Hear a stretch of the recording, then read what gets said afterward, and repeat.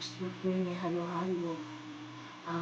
Binidyohan ko na lang dito mga ayos-ayos kasi kanina yung sasakyan blurry, masyadong blurry, kaya hindi ko makikita kung ano yung itsura ng halo-halo na ito.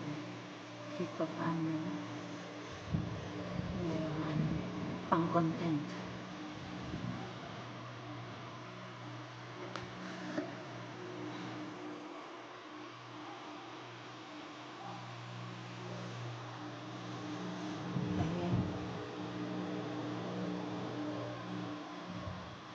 Actually sa amin ito yung halo-halo.